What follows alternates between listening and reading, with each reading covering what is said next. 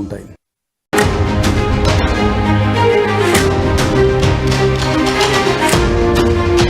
Big breaking చూస్తున్నారు. మాజీ ముఖ్యమంత్రి వైసీపీ అధినేత జగన్ పై మాజీ ఎంపీ విజయసాయిరెడ్డి సంచలన వ్యాఖ్యలు చేశారు. దానికి సంబంధించిన బిగ్ బ్రేకింగ్ న్యూస్ చూస్తున్నారు. జగన్ చుట్టూ కోటరీ ఉందంటూ చెప్పుకొచ్చారు విజయసాయిరెడ్డి. కోటరీ వల్లే జగన్ కు దూరం అయ్యాను అంటూ చెప్పుకొచ్చారు. అయినా జగన్ చుట్టూ ఉన్న కోటరీ నుంచి బయటపడిన రోజే ఆయనకు భవిష్యత్తు ఉంటుంది అంటూ జోస్యం చెప్పుకొచ్చారు. చెప్పుడు మాటలు నమ్మితే నాయకుడు, ప్రజలు, పార్టీ నష్టపోతుంది. నేను నిజాలు చెప్తే నాకేమైనా వదిలేస్తారా?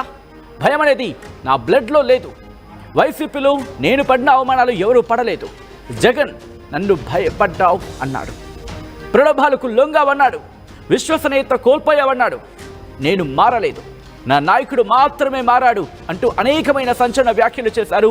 ఒకసారి మాజీ ఎంపీ విజయసాయిరెడ్డి ఏమన్నారో చూద్దాం. ఎందుకు భయము అనేటటువంటిది ఈ బ్లడ్లోనే లేదు. భక్తి అనేదే ఉండింది, ఇప్పుడు కూడా ఉంది. భక్తి ఇంతకుముందు నాయకుడి మీద ఉండింది, ప్రేమ ఉండింది.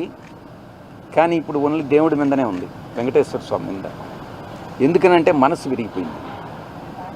అన్ని కష్టాలకి ఓర్చుకొని నాకు ఇన్ని పదవులు ఇచ్చాడు, నేను కాదనలా. కానీ అవమానాలు, నేను పడ్డ కష్టాలు అన్నీ కూడా ఒక్కసారి తలుచుకుంటే మనసు విరిగిపోయే బయట వెళ్ళిపోయారు. వ్యవసాయం so many years you are both are together కదా. చాలా కష్టాల్లో ఉన్నప్పుడు మీరు దగ్గరుండి చాలా అన్నీ చూసినారు, అంటే అతనికి తెలుసు. కానీ ఇప్పుడు ఏదో చిన్న ఇష్యూలతో మనసు విరిగిపోయిందని జీవిత భాగస్వాములే విడాకులు తీసుకొని వెళ్ళిపోతున్నారు. మీ సంగతి ఏదో నాకు తెలీదు. ఇంకా నేను ఇన్ని తరాలుగా ఉండింది, కాస్త 3 తరాలుగా నేను కాదనలా. కానీ ఆత్మ గౌరవం, ఆత్మవిశ్వాసం రెండు ముఖ్యం. నేను ప్రలోభాలకు లొంగల. మా నాయకుడు నన్ను ప్రలోభాలకు లొంగావన్నాడు. నేను భయపడ్డానన్నాడు, నేను భయపడలా. ఇంకోటేది ప్రలోభం, భయం, విశ్వసనీయత కోల్పోయానన్నాడు. విశ్వసనీయత కోల్పోలే. ఆ 3 యథాతిథిగా అప్పుడెట్టున్నాయో ఇప్పుడు అలాగే ఉన్నాయి. మా నాయకుల్లోనే మార్పు ఉంది. అయితే భయం ఎందుకు? భయము అనేటటువంటిది ఈ బ్లడ్లోనే లేదు. భక్తి అనేదే ఉండింది, ఇప్పుడు కూడా ఉంది. భక్తి ఇంతకుముందు నాయకుడి మీద ఉండింది, ప్రేమ ఉండింది. కానీ ఇప్పుడు ఓన్లీ దేవుడు. కొంతమంది దానికి మా పార్టీలో, అంటే మా గత పార్టీ, నేను ఏ పార్టీలో నుంచి అయితే నేను రిజైన్ చేశానో ఆ పార్టీలో ద్వితీయ శ్రేణి నాయకులు ఎవరైతే ఉన్నారో వాళ్ళు నాకు, మా నాయకుడికి మధ్యన అభిప్రాయ భేదాలను సృష్టించి జగన్మోహన్ రెడ్డి గారి మనసుని విరిచేటటువంటి ప్రయత్నం చేసి వాళ్ళు విజయం సాధించారు.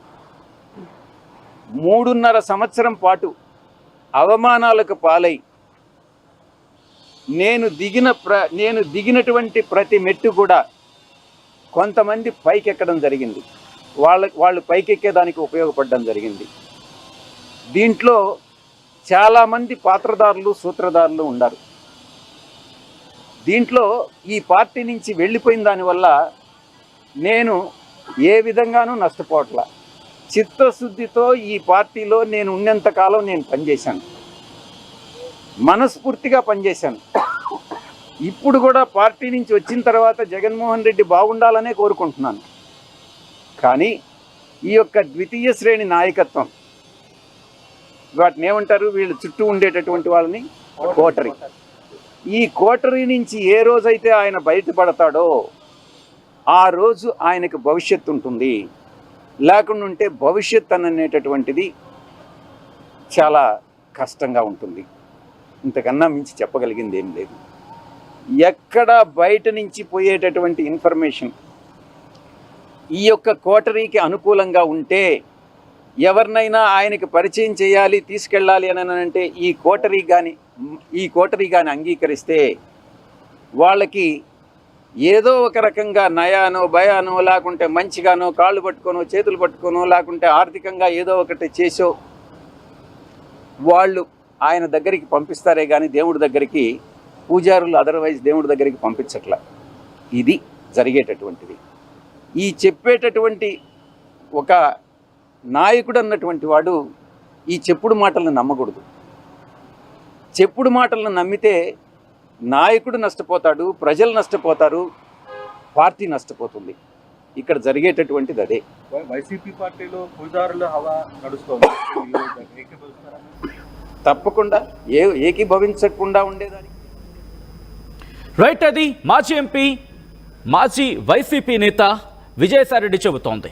కీలకమైన అంశాలను ప్రస్తావించడం జరుగుతోంది. డీటెయిల్స్ తెలుసుకునే ప్రయత్నం చేద్దాం. మా ప్రతినిధి కృష్ణమోహన్ అప్డేట్స్ అందించేందుకు లైవ్లో జాయిన్ అవుతున్నారు. కృష్ణమోహన్, ఇంట్రెస్టింగ్ డెవలప్మెంట్ కింద చెప్పుకోవాలి, ఈరోజు పొలిటికల్ డెవలప్మెంట్ కింద చెప్పుకుంటే ఈ నేపథ్యంలో ఒక ఇంట్రెస్టింగ్గా కామెంట్ చేయడం జరిగింది. 3 తరాలుగా ఉన్నాను, కానీ ఇప్పుడు నాకు అక్కడ చోటు లేదు, అందుకే బయటకు వచ్చేస్తానంటూ. ఈ నేపథ్యంలో 2 తరాల్లో ఆయన చూసింది ఏంటి, ఇప్పుడు జగన్ అంశం రాబోతుకి ఏం జరిగింది?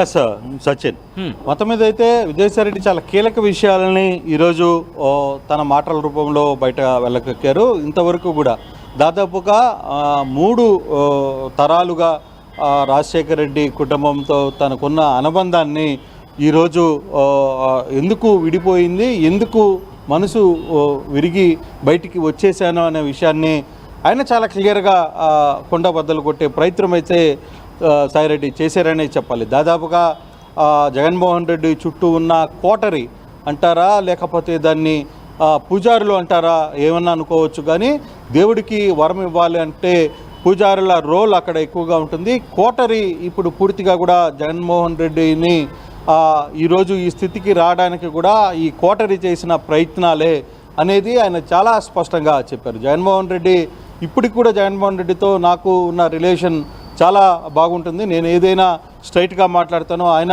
నా విషయంలో కొంత ఈ మధ్య కాలంలో కొన్ని అవమానాలు ఎదురు చూశానని చెప్పిన పరిస్థితి. ఇన్ని సంవత్సరాలుగా నేను కమిటెడ్గా జగన్మోహన్ రెడ్డి కోసం చేశాను, కానీ అక్కడ కోటరీ చెప్పిన మాటలే వినే పరిస్థితికి జగన్మోహన్ రెడ్డి వెళ్ళిపోయారు. అందుకే నా మనసు విరిగిపోయింది.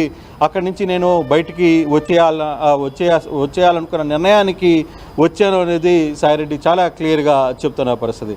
కోటరీ అంటే దిగువ స్థాయి ఉన్న వ్యక్తులు అదే ప్రాంతంలో ఉంటారు. వీళ్ళకు కూడా ఏంటంటే వీళ్ళ వ్యవహార శైలి కూడా చాలా డిఫరెంట్గా ఉంటుంది.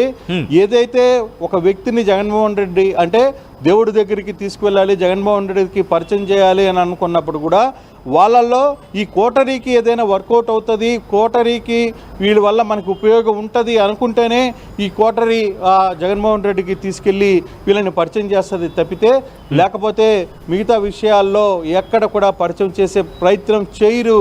ఇది జగన్మోహన్ రెడ్డి తెలుసుకోవాలి. తెలుసుకోనంత వరకు కూడా పార్టీ పరిస్థితి ఇలాగే ఉంటుంది. ఇప్పటికైనా జగన్మోహన్ రెడ్డి తెలుసుకోవాలి. ఆయన మళ్ళీ తిరిగి అధికారంలోకి రావాలని కోరుకుంటున్నాను.